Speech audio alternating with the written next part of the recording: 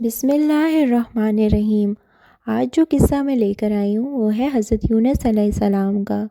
حضرت یونس علیہ السلام اللہ کے نبی تھے۔ آپ کے نام پر قرآن پاک میں پوری ایک سورہ ہے جس کا نام ہے سورہ یونس۔ آپ علیہ السلام کا اصل نام یونس ہے اور والد صاحب کا نام متہ بن شتہ ہے۔ بعض حضرات نے متہ ان کی والدہ کا نام بتایا ہے۔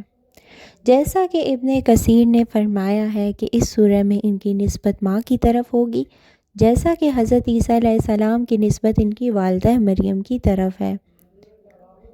حضرت یونس علیہ السلام کو اللہ تعالیٰ نے شہر نینوا کے باشندوں کی ہدایت کے لیے رسول بنا کر بھیجا تھا۔ یہ موصول کا علاقہ ایک بڑا شہر تھا۔ یہاں کے لوگ بت پرستی کرتے تھے اور کفر و شرک میں مبتلا تھے۔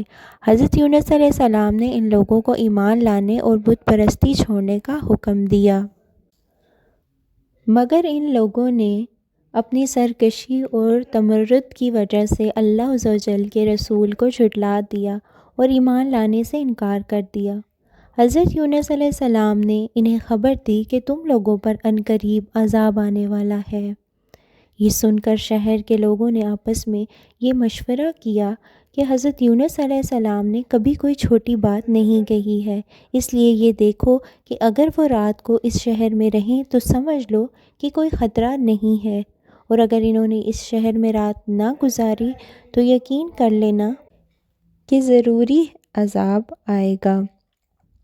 رات کو لوگوں نے یہ دیکھا کہ حضرت یونس علیہ السلام شہر سے باہر تشریف لے گئے، اور واقعی صبح ہوتے ہی عذاب کے آثار نظر آنے لگے۔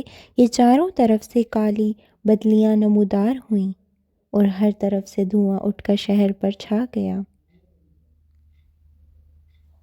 یہ منظر دیکھ کر شہر کے باشندوں کو یقین ہو گیا کہ عذاب آنے والا ہی ہے، تو لوگوں نے حضرت یونس علیہ السلام کی تلاش و جستجو ہوئی، مگر وہ دور دور تک کہیں نظر نہیں آئے۔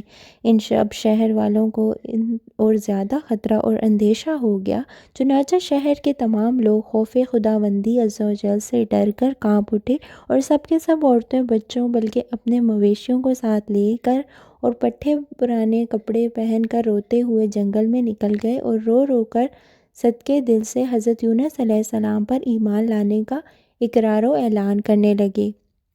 شوہر بیوی سے اور مائیں بچوں سے الگ ہو کر سب کے سب استغفار میں مشغول ہو گئے، اور درباری میں گڑ گڑا کر یہ زاری شروع کر دی۔ جو مظالم آپس میں ہوئے تھے ایک دوسرے سے معاف کرانے لگے، اور جتنی حق تلفیاں ہوئی تھیں سب کی آپس میں معافی تلافی کرنے لگے۔ غرض سچی توبہ کر کے خدا عز و جل سے یہ عہد کر لیا کہ حضرت یونس علیہ السلام جو کچھ خدا کا پیغام لائے ہیں ہم اس پر صدقہ دل سے ایمان لائے۔ اللہ تعالیٰ کو شہر والوں کی بے قراری اور مخلصانہ کروی وزاری پر رحم آیا اور عذاب اٹھا لیا گیا۔ ناگہاں دھواں اور عذاب کی بدلیاں رفع